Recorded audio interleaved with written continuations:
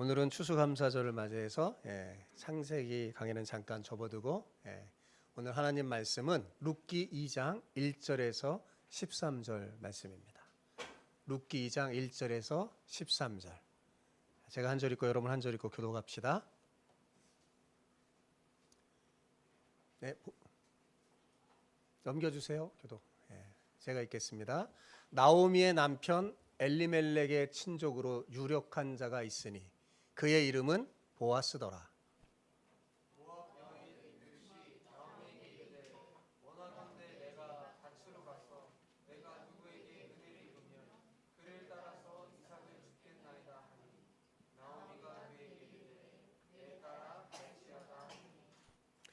룻이 가서 베는 자를 따라 밭에서 이삭을 줍는데 우연히 엘리멜렉의 친족 보아스에게 속한 밭에 이르렀더라.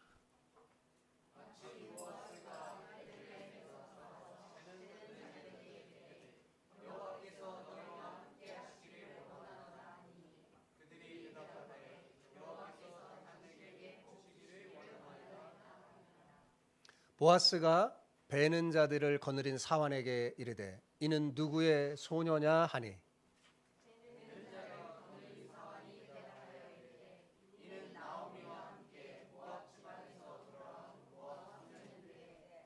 그의 말이 나로 베는 자를 따라 단 사이에서 이삭을 줍게 하소서 하였고 아침부터 와서는 잠시 집에서 쉰 외에 지금까지 계속하는 중이니이다.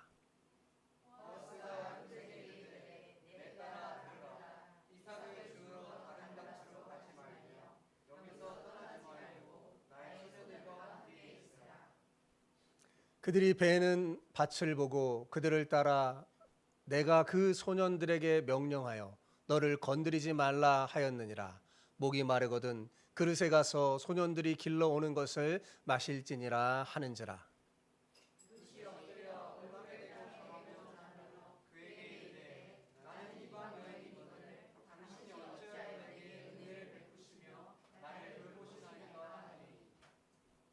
보아스가 그에게 대답하여 이르되 내 남편이 죽은 후로 내가 시어머니에게 행한 모든 것과 내 부모와 고국을 떠나 전에 알지 못하던 백성에게로 온 일을 내가 분명히 알려줬느니라.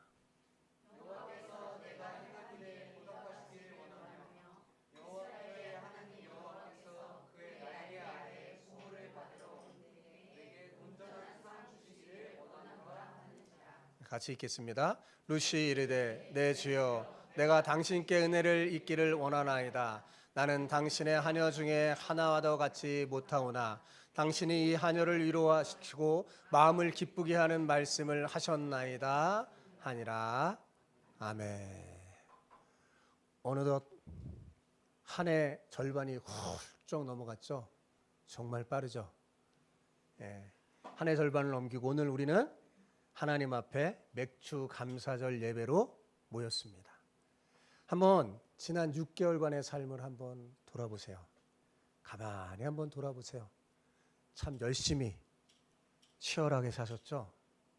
우리 공부하는 학생들도 얼마나 열심히 공부했습니까? 그런데 막상 돌아보면 내가 열심히 산다고 산 것 같은데 내 손에 쥐어진 것은 왜 이거밖에 없을까 하면서 헛헛하고 텅 빈 것 같은 느낌을 받는 분도 계실 겁니다. 오늘 본문에 나오는 나오미와 룻의 마음이 딱 그랬어요. 아니 더했죠. 여러분 나오미는 고향에 흉년이 들자 살 길을 찾아서 모압이라는 나라로 이민을 가버렸습니다. 가족을 살리기 위해서 간 거죠. 근데 그곳에서 그만 남편도 잃어버리고 두 아들마저도 다 잃어버렸습니다. 재산도 다 날렸어요. 그야말로 모든 것을 잃고 텅 빈 인생이 되어서 며느리 룻과 함께 고향 베들레헴으로 돌아온 거예요.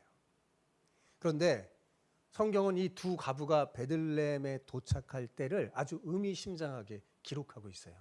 자, 룻기 1장 22절 끝에 보면 이렇게 기록되어 있어요.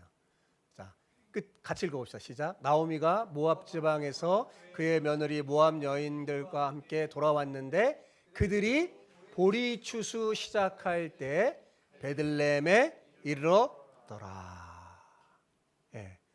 보리 추수 시작할 때 딱 이 시기에 이르렀어요.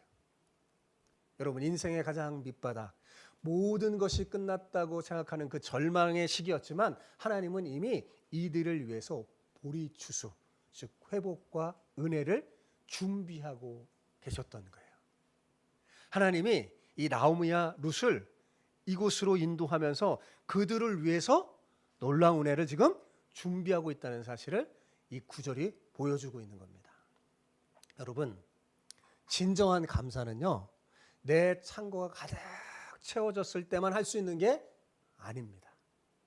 비록 내 창고가 비고 내 삶이 텅 비어 빈 것 같은 그 절망 가운데 있을지라도 나를 위해서 보리 추수를 예비하고 계시는 그 하나님을 신뢰할 때 우리는 절망 속에서도, 비록 작은 것을 가진 것 속에서도 참된 감사를 드릴 수 있음을 믿습니다. 예, 그게 진짜 믿음의 사람의 모습이에요. 오늘 맥주감사 주일에 룻이 이 보리 추수 밭에서 경험했던 세 가지 은혜를 여러분과 함께 나누면서 우리 맥주감사절을 통해 우리의 잃어버린 감사를 회복하는 그런 복된 시간이 되기를 소망합니다. 예, 옆에 계신 분과 오늘은 이렇게 축복하며 인사해 봅시다. 우리를 위해 은혜의 보리 추수를 준비하고 계신 하나님께, 은혜의 보리 추수를 준비하신 하나님께 감사와 찬양을 돌립시다. 이렇게 하는 거. 시작. 우리를 위해 은혜의 보리 추수를 준비하시는 하나님께 감사와 찬양을 돌립시다. 아멘. 얘가 더 좁게 줄였어야 되는데 실패한 것 같아요. 자, 오늘 본문 속에서 우리는 이 룻을 위해서 은혜의 보리 추수를 준비하고 계시는 하나님을 발견하게 됩니다. 그런데 흥미롭게도 이 룻기의 이야기에 하나님은 전면에 등장하지는 않아요. 그런데 믿음의 눈으로 천천히 살펴보잖아요. 그러면 하나님께서 우연을 가장하여서 이 룻의 삶에 깊이 개입하시는 그 하나님의 손길을 발견할 수 있습니다. 여러분, 하나님이 우리의 삶에도 개입하는 줄 믿습니다. 하나님은 하늘에 계셔서 가만히 계시는 분이 아니에요. 하나님은 우리를 찾아오시는 분이에요. 그걸 보여주는 게 예수님이시잖아요. 이 땅에 오셨잖아요. 그죠? 그런데 이 보이지 않는 하나님이 우리의 삶을 개입할 때 직접 전면에 나서기보다는 사람을 당신의 에이전트, 즉 대리자로 사용합니다. 누구를 대리자로 사용한다고요? 누구를요? 사람을 사용해요. 물론 전능하신 하나님이니까 사람을 통하지 않고도 기적을 베풀 수 있죠. 그런데 하나님은요, 사람을 택하여 일하시는 것을 너무 기뻐하셔요. 지금도 마찬가지입니다. 그래서 우리는 어떻게 기도해야 되냐면 나를 사용해 주옵소서 이렇게 기도하는 거죠. 그렇죠? 하나님은 우리를 사용하여 하나님의 일을 하는 것을 너무너무 기뻐하세요. 당신의 에이전트로 삼기를 원하죠. 대리자로 삼기를 원하는 거예요. 누군가를 대리자로 세우셔서 그 사람의 손길을 통해서 하나님은 우리의 텅 빈 삶을 채웁니다. 그리고 또 반대로 이 하나님의 은혜를 느낀 우리가 하나님의 대리자가 돼서 누군가의 텅 빈 삶을 채워주는 도구도 될 수 있어요. 두 가지가 다 가능합니다. 두 가지 그 경험을 다 경험하는 여러분 되시기 바랍니다. 그렇다면 오늘 본문에 나오는 하나님이 세우신 에이전트, 대리자는 과연 누구일까요? 아까 읽었잖아요. 누구예요? 네, 보아스. 오늘 아까 성경을 읽을 때 잘 읽으신 분이 대답해 주셨어요. 보아스. 1절 볼까요? 1절. 자, 같이 읽읍시다. 나오미의 남편 엘리멜렉의 친족으로 유력한 자가 있으니 그의 이름은 보아스더라 하면서 2장이 시작돼요. 보아스가 누구라고요? 하나님의 에이전트였어요. 자, 오늘 우리는 이 본문을 통해서 룻에게 다정하게 다가가는 그 보아스를 통해 우리를 찾아오시는 하나님을 볼 수 있어요. 그리고 종들에게 룻을 배려하라고 돌보라고 명령하는 그 보아스를 통해서 연약한 자를 안아주시고 돌보시는 그 하나님을 볼 수 있어요. 무엇보다도 이 룻의 그 팍팍하고 고단한 인생의 들판에서 우리를 위해 기꺼이 흙을 묻히면서 손으로 일하시는 그 하나님을 느낄 수가 있습니다. 여러분 4절에 보잖아요. 본문 4절에 보면 보아스가 떡집이라는 뜻을 가진 베들레헴에서 왔다고 소개합니다. 어디서 왔다고요? 베들레헴. 베들레헴은 떡집이라는 뜻이에요. 그런데 참으로 놀랍고도 은혜로운 사실은 훗날 온 인류를 구원하실 우리 예수님도 바로 어디서 나셨어요? 베들레헴에서 났습니다. 하나님의 떡집 베들레헴에서 나셨어요. 내가 곧 생명의 떡이니 라고 말씀하셨던 베들레헴에서 오신 예수님은 텅 비고 망가진 우리의 삶을 채우기 위해서 십자가 위에 당신의 생명을 다 내어줌으로 우리의 텅 빈 영혼을 하늘의 긍성한 은혜로 채우고 우리의 영혼을 살리시는 진짜 생명의 떡이 되어주셨죠. 여러분은 생명의 떡을 먹은 사람이에요. 예수님을 믿는 사람은 생명의 떡을 먹은 사람. 그래서 나를 믿는 자는 죽어도 다시 살겠고 한 거예요. 자, 결국 이 룻기는 하나님의 에이전트인 보아스가 어떻게 룻의 삶을 채우는가 보여주는가 동시에 훗날 예수님을 통해 텅 빈 우리의 삶과 영혼을 어떻게 구원하실지를 이 보리추수밭을 배경으로 한 폭의 그림처럼 산뜻하게 보여주고 있는 겁니다. 모든 성경은 하나를 가르쳐요.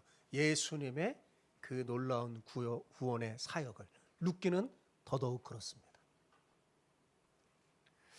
자, 이 사실을 기억하면서 룻이 보리추수밭에서 경험했던 세 가지 은혜를 함께 나누고자 합니다. 자, 이 말씀을 통해서 여러분은 내 삶에 향한 진정한 감사가 회복됐으면 하는 마음으로 들으시기 바라요. 예, 오늘 설교를 통해서 감사가 회복되길 바랍니다. 감사가 회복되어 감사가 넘치는 그 인생 속에는 하나님의 더 크고 놀라운 은혜가 넘칠 줄 믿습니다. 자, 첫 번째 롯은 우연 속에 숨겨진 하나님의 섭리를 경험했어요. 어디요? 우연 속에 숨겨진 하나님의 섭리. 먹고 살 길이 막막하고 정말 모든 것이 낯선 타향이었지만 시어머니 있고 자기 어떻게 살아야 될까 막막했지만 이 룻은 절망 속에 주저앉지 않았어요. 시어머니를 어떻게든 봉양해야겠다는 마음으로 무작정 밭으로 나갔습니다. 누군가 추수하다가 떨어뜨린 그 이삭이라도 주어야 오늘 하루를 연명할 수 있으니까요. 아마도 그녀는 지금 이 막막한 상황 속에서 내가 진짜 할 수 있는 일이 뭘까? 나의 최선이 뭘까? 하며 생각하면서 하나님께 간절히 기도했을 겁니다. 그러다가 생각난 게 뭐냐면 보리 이삭을 줍는 일이었어요. 네. 그래서 지금 뭐예요? 보리 이삭을 주우려고 나간 거예요. 근데 당시 이 이삭 줍기는 가장 가난하고 소외된 사람들이 하는 밑바닥 일이었습니다. 하지만 룻은 이것을 조금도 부끄러워하지 않았어요. 그리고 자신의 비참한 현실을 불평하지도 원망하지도 않았어요. 여러분, 내 힘으로 바꿀 수 없는 것은 어떻게 해야 될까요? 하나님께 맡기고 오늘 내게 주어진 자리에서 내가 할 수 있는 것, 그게 작은 일이라도 묵묵히 최선을 다하면서 하나님의 도움을 구하는 것, 그것이 바로 오늘 이 룻이 보여준 진짜 우리가 배워야 할 참된 신앙인의 모습입니다. 내가 바꿀 수 없는 걸 가지고 끙끙지면서 애쓰지 마세요. 피곤하고 지칠 뿐입니다. 그 수고하고 무거운 짐은 어떻게 해요? 예수님께 다 맡기고 내가 지금 할 수 있는 그것을 묵묵히 하며 하나님을 바라보며 나아갈 때 하나님께서 우연을 통해서 여러분의 놀라운 은혜의 손길을 보여주실 줄 믿습니다. 자, 룻은 그 동네 아는 사람 있어요, 없어요? 하나도 없어요. 보리 이삭을 죽기 위해 나가려고 하는데 뭐 어느 집에 갈까 하면서 나갔을까요? 예, 그렇지 않겠죠. 아무 밭에나 나가 보리를 주우려고 그냥 나간 거예요. 그런데 하나님은 이미 이 룻을 위한 계획을 다 세워놓고 계셨어요. 오늘 본문 3, 4절에 보면 참 재밌는 단어가 두 단어가 나오는데 그 단어가 뭐냐면 우연히, 마침이라는 단어입니다. 자, 3절 4절을 볼까요? 그걸 같이 읽어봅시다. 시작. 룻이 가서 베는 자를 따라 밭에서 이삭을 줍는데 우연히 엘리멜렉의 친족 보아스에게 속한 밭에 이르렀더라. 마침 보아스가 베들레헴에서부터 와서 베는 자들에게 이르되 여호와께서 너와 함께 하시기를 원하노라 하니 그들이 대답하되 여호와께서 당신에게 복 주시기를 원하나이다. 자, 여기 보니까 보세요. 룻은 우연히 보아스 밭에 간 거예요. 그냥 이삭 주시면서 밭을 줍는 사람 따라 가다 보니까 우연히 보아스 밭에 간 거죠. 근데 또 어때요? 마침 보아스가 베들레헴으로부터 그 밭에 왔어요. 예. 항상 보아스가 그 밭에 있는 게 아니야. 마침 온 거예요. 그날따라 마침. 왜냐하면 보리 추수 때가 됐거든요. 예. 맥추감사절이 다가왔거든요. 예. 왔어요. 자, 여러분, 우리 눈에는 이것이 그저 우연이고 운이 좋아서 마침 타이밍이 맞은 것처럼 보여요. 정말 그런가요? 그런데 그렇지 않습니다. 여러분 기억하세요. 믿음의 사람에게는 우연이 없습니다. 하나님 안에서 모든 것이 하나님의 치밀한 계획이자 인도하심이에요. 예.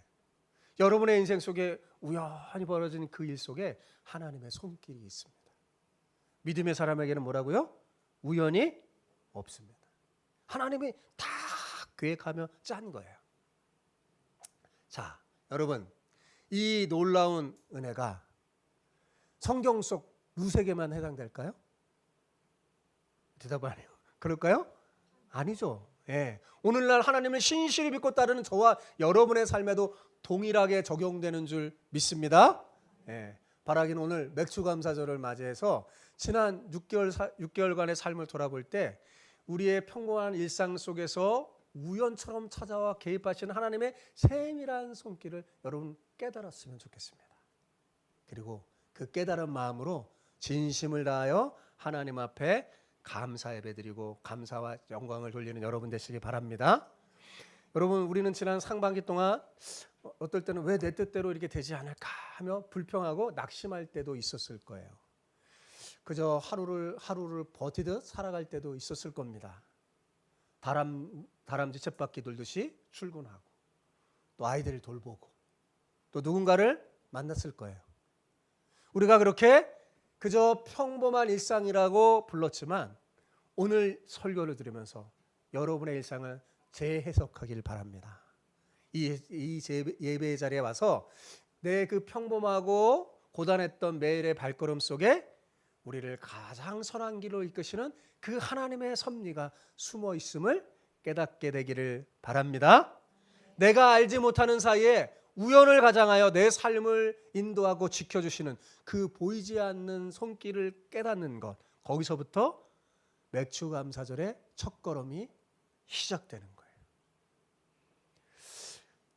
둘째, 룻은 하나님의 날개 아래로 피하는 은혜를 경험했어요. 어디로 피한다고요? 하나님의 날개 아래로 피한다. 룻이 보아스의 밭에 딱 갔을 때 이 말을 누가 했냐면 보아스가 한 거예요. 그러니까 하나님의 날개 아래로 피해 왔다고. 예. 우연히 그 빛을 따라가다 보니까 하나님의 날개 아래로 피하여 간 거예요. 여러분, 이 은혜는 룻에게만 있지 않습니다. 오늘 살아간 우리에게도 동일한 은혜인 줄 여러분 꼭 기억하시길 바랍니다. 거친 세상 속에서 이리저리 치이고 지친 우리를 위해서 사실 여러분, 하나님께서는 주 마음교회라는 당신의 날개를 예배해 두신 거예요. 오늘날 하나님이 세운 교회가 하나님의 날개입니다. 그리고 우리를 이 영적인 둥지 아래 은혜의 날개로 불러서 하나님이 품어주신 거예요. 그러므로 오늘 맥주감사절을 맞이해서 거친 세상의 비바람을 막아주는 든든한 피난처로 우리 주마음교회를 허락하시고 이 믿음의 공동체 안에서 우리를 안전하게 보호하시는 그 하나님의 크신 은혜에 온 마음을 다해서 감사, 찬양과 영광을 돌립시다. 아멘. 네, 여기가 바로 우리의 하나님의 날개 그늘입니다. 지금 룻은 자기가 서 있는 밭의 주변의 사람이 누구인지 전혀 알지 못했어요. 그러나 놀랍게도 이 마을 사람들은 이미 이 낯선 이방 여인을 잘 알고 있었어요. 왜요? 관심, 갑자기 이 나오미 가족이 텅 비어서 왔잖아요. 이방 여인이 왔는데 관심도 많았는데 소문이 들린 거죠. 남편도 자식도 아무런 소망도 없는 그 시어머니를 이 룻이라는 며느리가 홀로 버려두지 않고 끝까지 막 지키는 그 아름다운 마음씨를 다 보고 있었어요. 다 듣고 있었어요. 게다가 밭에 나온 룻은 다른 사람과 어울려 막 잡담하거나 한눈 팔지는 않는 겁니다. 잠깐 땀을 식히는 시간을 제외하고는 하루 종일 온종일 허리를 굽혀서 막 이삭을 줍는 거예요. 내 어머니를 보여야지 하면서 막 주는 거죠. 아무도 알아주지 않는 밭에서 묵묵히 흘린 그녀의 신실한 땀방울과 성실함이 결국 사람들의 마음을 울렸던 거예요. 예. 여러분, 남의 밭에서 뭐 이렇게 이삭 줍는 일이 뭐 그리 대단한 일이겠어요?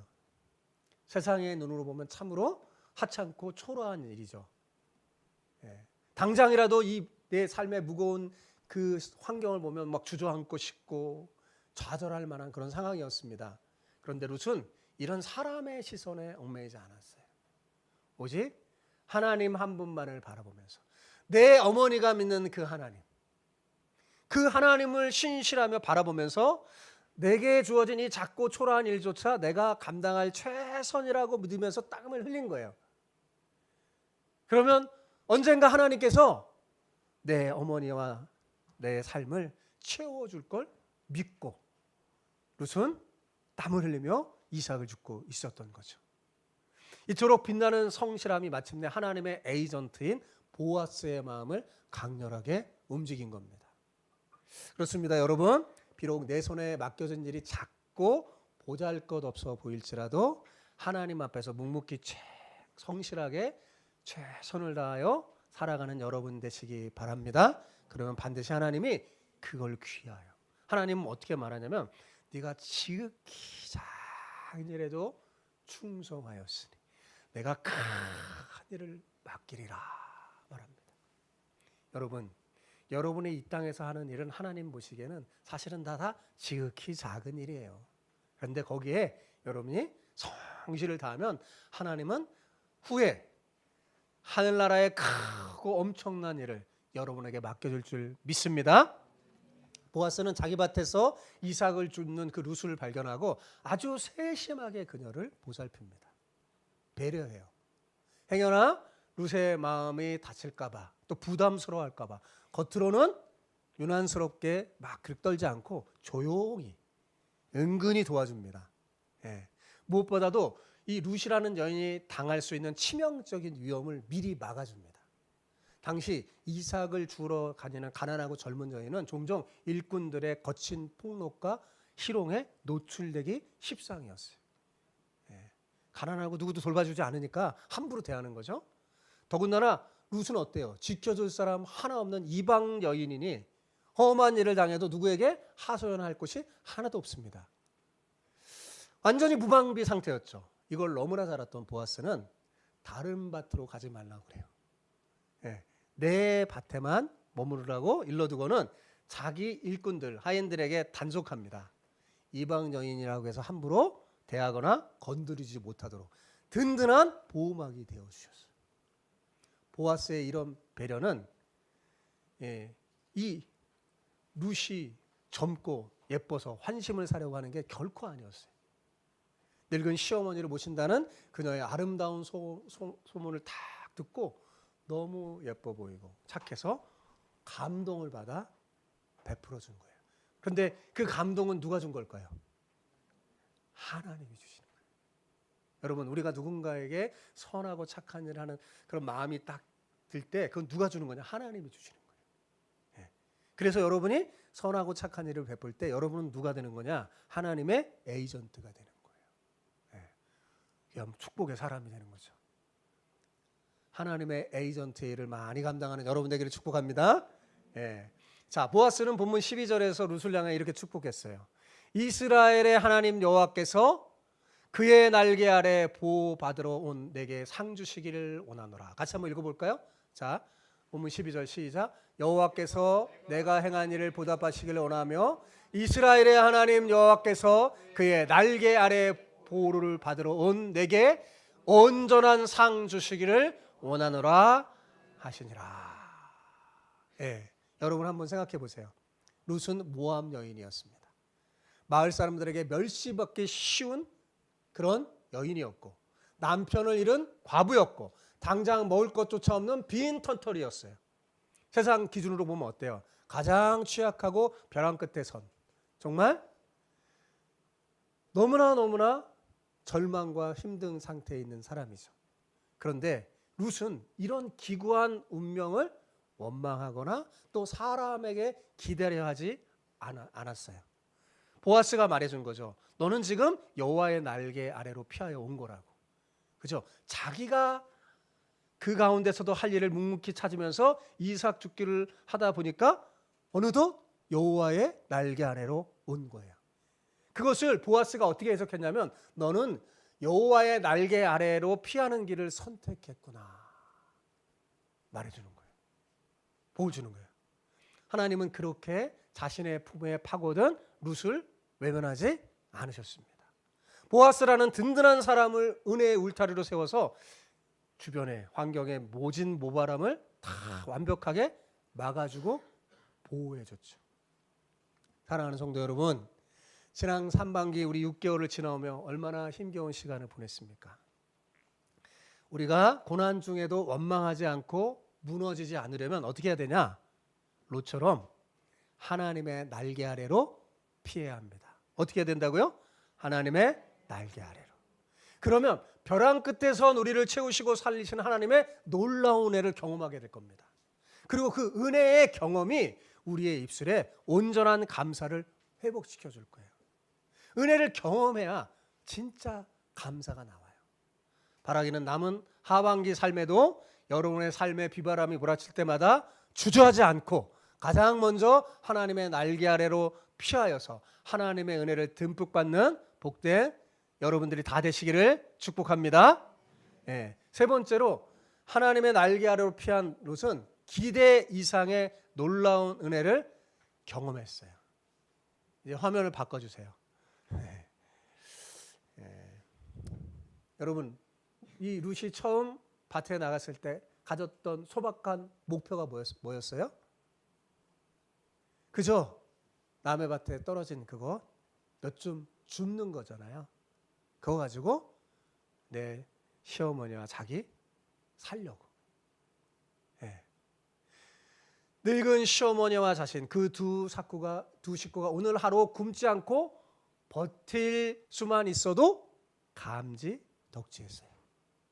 그런데 하나님의 날개 아래로 피한 자에게 베푸시는 은혜는 룻의 상상을 초월했습니다. 보아스가 열심히 하루 종일 일한 룻을 자기의 식탁으로 불러 초대합니다. 그리고 마음껏 먹을 수 있도록 해요. 여러분, 오늘날 교회는 하나님이 베푸신 식탁의 자리예요. 그래서 여러분 예배 후에 우리가 식탁의 교제를 나누는 것도 경건한 일입니다. 하나님의 식탁의 자리. 오늘 예배 후에도 풍성한 그 경험을 하시기 바랍니다. 배불리 먹이시고 룻을 자기 식탁에 초대해서 잘 먹였어요. 근데 그것도 모자라 종들에게 명령해서 이 룻이 또 이제 먹고 또 주스러 가거든요. 주스러 갈 때 풍성이 거두도록 일부러 이삭을 이렇게 이제 추수할 때 떨어뜨리라는 거예요. 일부러. 그러면 이제 떨어진 것, 추수한 그 단을 갖고 갈 수는 없는 거거든요. 예, 떨어진 거, 길가에 떨어진 거 갖고 가는 거예요. 많이 떨어뜨리라고 한 거예요. 몰래 명령까지 했습니다. 그저 바닥에 떨어진 몇 준의 줌이 아니라 오늘 하루의 연명을 구했던 그 롯에게 더 줍지 못할 만큼 넘치도록 풍성한 은혜를 베푼 거예요. 예. 사랑하는 성도 여러분, 우리 하나님의 은혜는 이렇습니다. 우리 하나님 언제나 우리 기대를 뛰어넘는 풍성한 은혜를 채워주시는 하나님이심을 믿으시기 바랍니다. 하나님 하늘 아버지는 우리가 이 팍팍한 세상 속에서 그저 하루하루 겨우 연명하게 살아가기를 원치 않으세요. 오히려 우리가 다 줍지 못할 만큼 풍성한 은혜의 단을 일부러 쑥쑥 뽑아서 우리의 인생의 길목에 툭툭 던져 놓으시는 참으로 좋으신 아버지십니다. 그러므로 진짜 감사는 지금 내 손에 주어진 초라한 이삭의 개수를 세는 게 아니에요. 기대했던 것보다 언제나 더 크고 좋은 것으로 내 삶을 채워주실 하나님을 온전히 신뢰하며 미리 감사하는 거예요. 오늘 맥주 감사절을 맞아요. 지난 6개월간 삶을 되돌아보면서 내가 구한 이 작은 이삭보다 언제나 기대 이상으로 은혜를 갚아주실 그 하나님을 마음에 담고 온 마음을 다해서 미리 진실한 감사를 올려드리는 저와 여러분 다 되기를 축복합니다. 예. 텅 빈 줄만 알았던 나오미와 룻의 인생은 보리 추수 때 찾아오신 하나님의 은혜로 완벽하게 역전되었어요. 가득 차게 되었어요. 텅 빈 인생 항아리가 기쁨으로 흘러 넘쳤을 뿐만 아니라 후에 이 룻기를 계속 읽어보면 이 가정을 통해 놀라운 일이 벌어져요.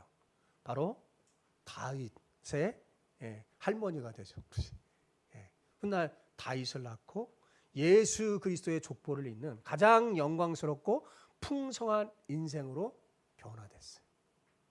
여러분, 지금 당장 내 손에 주어진 것이 땅에 떨어진 몇 개 이삭처럼 초라해 보일 수 있습니다. 여전히 여러분의 삶의 무게가 너무나 버겁게 느껴질 수도 있을 거예요. 그런데 절대 잊지 마세요. 하나님은 지금 이 순간에도 여러분을 위해, 우리를 위해 놀라운 은혜의 보루 추수를 준비하고 계세요. 여러분의 개인 한 사람 한 사람을 위해서도 은혜의 보루 추수를 계획하고 있어요. 그것을 경험하고 만나는 여러분 되길 바랍니다. 사랑하는 성도 여러분, 절망 같은 현실 속에서도 감사의 이유를 찾는 자에게 하나님은 놀라운 기적을 베풀어 주십니다. 우리의 평범한 걸음을 우연처럼 인도하시는 그 하나님, 상처 입고 지친 우리를 따뜻하게 날개 아래로 품어주시는 그 하나님, 그리고 우리가 구한 것보다 언제나 더 넘치도록 채워주시는 그 좋으신 하나님을 온전히 신뢰합시다. 아직 내 손에 모든 것이 주어지지 않았을지라도 남은 하반기를 기대 이상으로 채워줄 것을 믿음으로 바라보면서 미리 앞당겨 감사합시다. 앞으로 6개월 풍성한 단으로 채워주실 그 하나님께 우리 감사와 찬양과 영광을 돌려드립시다. 아멘.